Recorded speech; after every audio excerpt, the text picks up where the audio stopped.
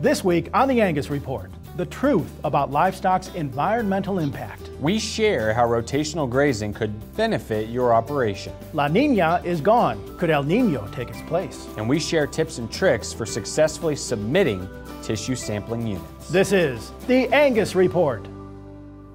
Welcome to the Angus Report. I'm Bob Cervera. And I'm Clint Mefford. Our top news this week.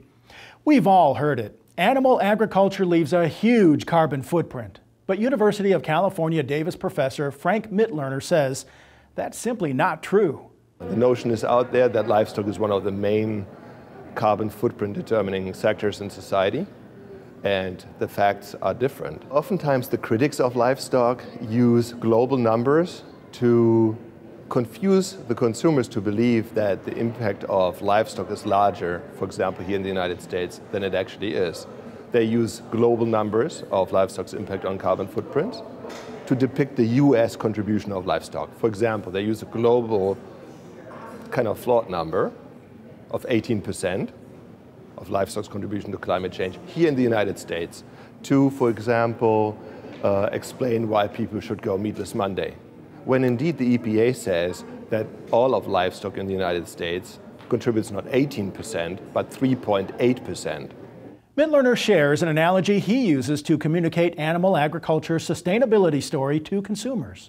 Consumers generally don't really get livestock efficiencies and how important these are in reducing environmental footprint. But what they do get is an analogy. For example, if I were to explain to people that livestock is not dissimilar to automobiles, insofar that if you think of a car that has good fuel efficiency, then that means you need to burn less fuel to get you from A to B. And when you burn less fuel, you have less exhaust pipe emissions. The same is true for livestock. If these animals become more efficient, that means they produce more product per animal. That means you need fewer animals to produce a given amount of product. For example, on the dairy side, we used to have 25 million dairy cows in 1950. Today we have 9 million. But with a much smaller herd, we are producing 60% more milk. On the beef side, we used to have 140 million beef cattle. Today we have 90 million, so 50 million fewer. But with the 50 million fewer, we are producing the same amount of beef. That's a significant impact. So genetic selection has something to do with it. It's an important part of it. But there are three other factors. So genetic improvement is one. Veterinary care is another. The feeding of more energy-dense diets is a third. And overall, better reproductive performance is a fourth main factor in reducing the environmental footprint of livestock. Mitlerner considers himself an advocate for science. I do not want to be seen as a person who is on one side or the other, but I am a person on the side of science, and I base my information on science-based facts. And I am perceived that way, not just by people in the livestock industry, but, and that's really important, by people in the agencies regulating livestock, and also by many people across the NGO community. The biggest takeaway for farmers and ranchers: producers have a lot of credibility and a great story to tell about livestock sustainability. A Dutch study says that living close to or on a farm, especially one with cattle or pigs, protects against allergy sensitivity. Researchers found that people living within 1,000 feet of a farm are about 21% less likely to experience a range of allergies compared to those living more than 1,600 feet away. A Dutch researcher said that although farms are often considered to be dirty and smelly, they might actually be doing our immune system a favor. The study was published in Occupational and Environmental Medicine, a peer-reviewed journal that covers international environmental health. And although the research didn't dive into how exposure to farms reduces allergic sensitivity, that might be an area of continued research in the future. Managing your spring and summer pasture takes work. University of Missouri Plant Sciences professor Craig Roberts shares two pieces of advice he has for producers. Somebody's wanting to improve their farm and they've not really done anything to it in terms of management, or if someone wants to get into a cattle operation, really the first two suggestions I would have, one is to fence the farm in a way that allows for rotational grazing. That's the #1 recommendation. The other one would be to interseed legumes. Roberts also explains how rotational grazing could benefit your operation. When we talk about taking a large field that's typically continuously grazed and breaking it up, the reason that we do that is so that we can move cattle from paddock to paddock. And once they do that, we improve a lot of economic and environmental conditions on the farm. So when cattle move off of one paddock to the next, the paddock that they came off of is allowed to regrow, and it's given a rest period. So the grasses bounce back, the legumes bounce back, everything bounces back, and you keep those forages in the active growing stage, okay? So you can keep them somewhat vegetative and growing rapidly. Rotational grazing, intensive management, that type of grazing in Missouri can increase carrying capacity by 20 to 30%. So there's a lot more production on the acre of land. It also allows the manure to be evenly distributed, and that allows for a natural, sort of a natural fertilization, nutrient cycling, and that reduces the need for purchased commercial fertilizers. It doesn't eliminate it, but it reduces the need for that. Robert suggests you look into a grazing school if you're interested in learning about rotational grazing and pasture management. Grazing schools are not unique to Missouri. There are grazing schools in Kentucky, there are grazing schools in Arkansas, and about everywhere in the eastern U.S. where there are Angus cattle, there will be grazing schools. Definitely try a grazing school. Contact your local extension for information about a grazing school near you. According to the U.S. Climate Prediction Center, the weather pattern La Nina is gone. The weather pattern has heightened drought conditions across the Great Plains, hurting many farmers and ranchers. There's a chance that neutral weather patterns could be replaced with one called El Nino, known to wreak havoc on the agriculture industry.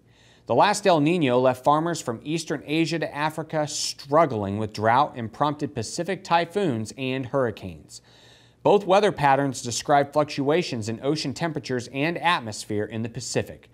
But for now, the U.S. is considered to be a neutral weather state. USDA Agriculture Chief Sonny Perdue recently ruled that a modified, non-infectious version of foot and mouth disease virus can be moved from the Plum Island Animal Disease Center to the U.S. mainland. Thanks to technological advances, scientists can genetically modify the virus so it's non-infectious. That allows for continued vaccine development and study.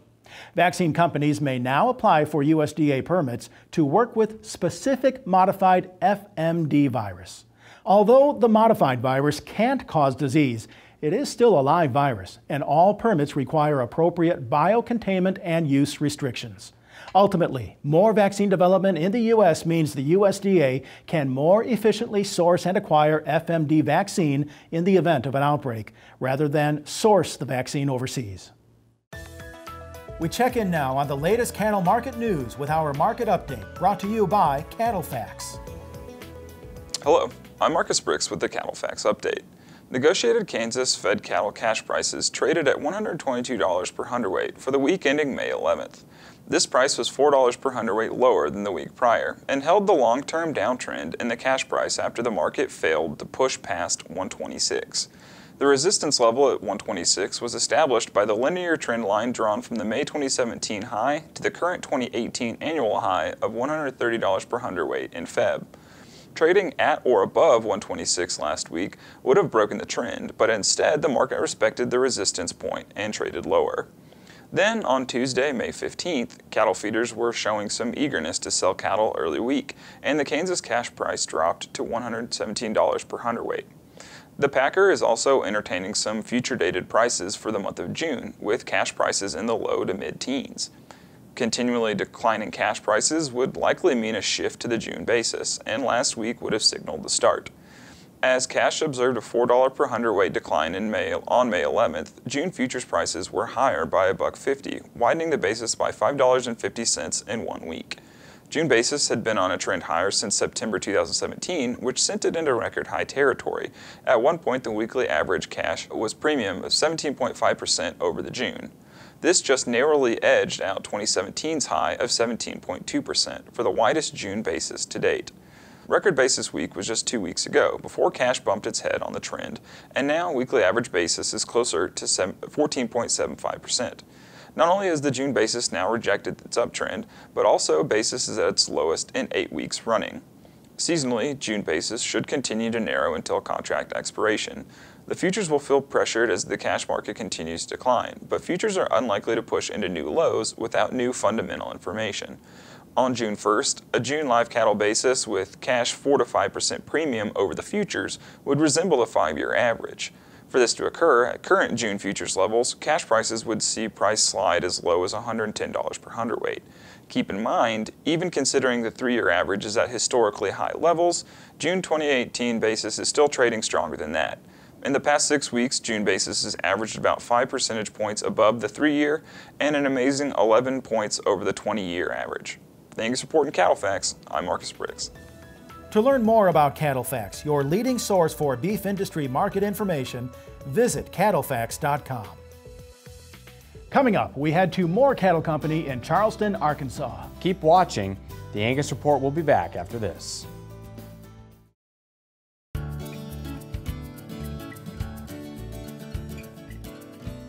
You have to ask questions and apply the answers to improve your cow herd. That's Jim Moore's message. He runs Moore Cattle Company in Charleston, Arkansas. Be a student of the breed. That's commercial rancher Jim Moore's most valuable lesson. A man once told me the Angus business is as much about the people as it is about the cattle. Together, there's money to be made. The one thing that has really changed our operation more than anything was when we started feeding these cattle and we started getting these results back. And when we got our results back after the first pen of cattle that we had fed, got the individual data back on those, we learned more about our cow herd than we'd learned probably in the previous 5 to 10 years. Data in hand, Moore turned to people, experts in the industry, to help him get better. I think one of the things that's been interesting about our operation and the success that we've been able to have is when Certified Angus Beef sorted the data for us our first time, it was really an eye-opening experience. Because even though we were looking at this data, we had no idea that there was such a difference between the top of the cow herd and the bottom of the cow herd. The rancher built on that advice and asked for more. About the time that Certified Angus Beef started sorting this data for us was also at the same time that we had started GeneMax testing these heifers. And so now what we're doing is we're eliminating this bottom end that's not as productive for us, and we're bringing in some young heifers that have a tremendous amount of genetic potential in them. Aside from improved performance on the rail, Moore's cattle are more efficient with heavier carcasses and increased feed conversion. What we set out to do is to produce a product that we're proud of, to produce a product that the consumer is going to enjoy when they eat it. And then the bottom line dollar is also that we're trying to create a premium for our cattle so that we can be more profitable.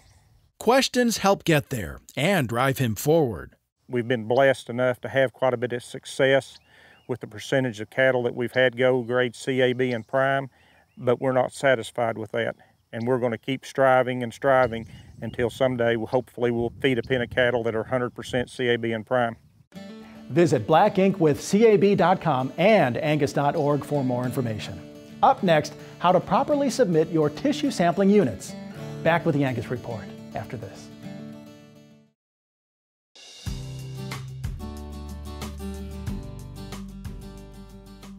The American Angus Association began accepting tissue sampling units as a DNA collection method last summer.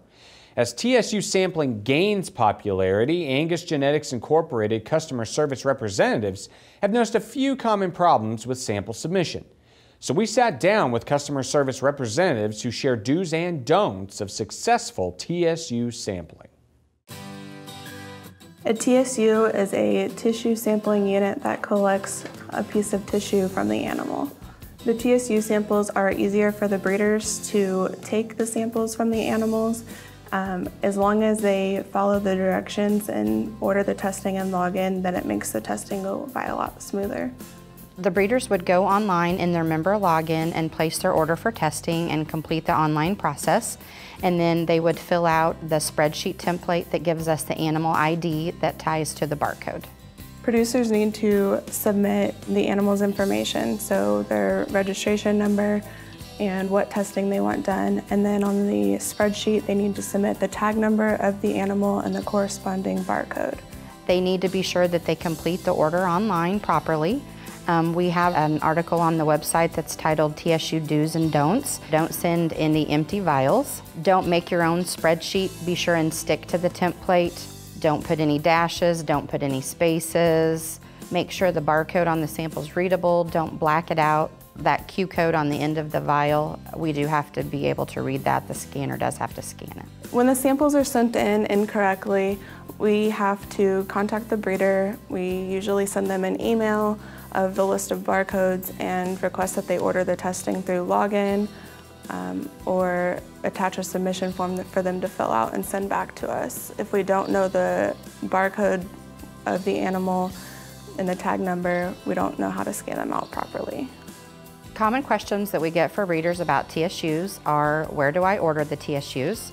Which they can go to our website and go to the tag store and they can order the applicators and the TSUs online. Another common question we get is, how do you collect the samples? And we do have instructions online as well as a video on our website that tells them how to do that. Another question that they ask us a lot is, what kinds of testing can they be used for? And they do work for all different types of genetic testing. The cost of the TSU applicator gun is $46.99 and a box of 10 of the TSUs is $28.99. We want producers to know that they are very cost effective and they are easy to use for the breeders. You can get more information about TSU samples at angus.org.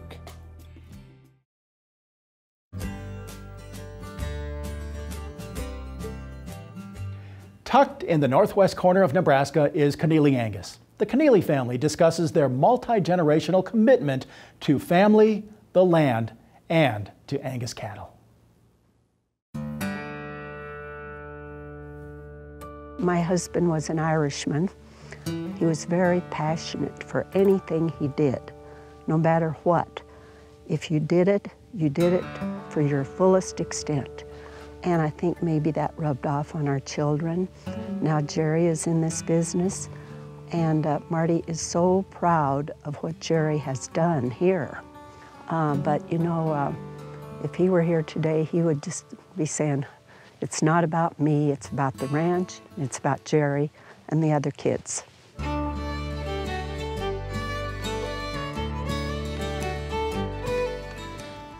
My great-great-grandfather homesteaded this place. He was one of the first county commissioners in Grant County. My folks moved onto the place in 1961. Our family is a hard-working family that's made our living on the land, raising Angus cattle, selling Angus bulls. Jerry and I met while we were students at the University of Nebraska in Lincoln in an econ class, and dated for a while, and that's how I ended up out here. I asked him where he lived, and of course I had no idea, and I traveled out here, and it was a pleasant surprise. I would have never imagined when I was young what a really fantastic place this would be to raise a family, just a rural agricultural lifestyle where the families can work together and the children can be out with the parents. And there really is a beauty, and it's different times of day, the way the light hits the hills. It casts shadows, and it can almost look sort of like a moonscape. In the summer when it greens up, if we've had good moisture, it almost looks like what you would imagine Ireland or something looks like when it's just really beautiful and green. And then in the fall, I've learned to appreciate the change of colors of the grasses, and there's some just really brilliant oranges in the grasses. It's great. It's you know, to be involved in a family operation, and it's neat to have the opportunity to have my kids close to their grandfolks and their great-grandmother, and it'd be pretty hard to mimic anywhere else. It's been wonderful having a family out here, raising them in a smaller community. It feels safe, and hopefully growing up the way that they are out here on the ranch with the way their dad did, the way their granddad did, and their great-granddad did, that they can learn the values that they've been instilled in and to be hard workers when they grow up. You know, the Angus breed and the Angus Association have allowed us to make the living that we've been able to do here. And I think it's only fitting and fair that we give back.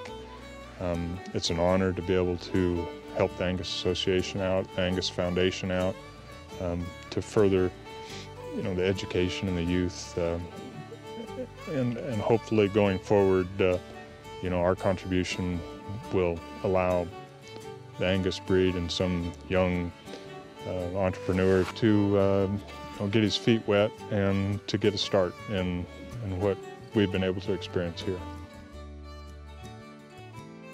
Oh, I think it's a lot of personal satisfaction, and it's been a lot of fun, and I guess that's a reward right there. At the end of the day, you can look back and hopefully see maybe something you've accomplished. Come home to a quiet, serene place that is a very, very good place to raise a family.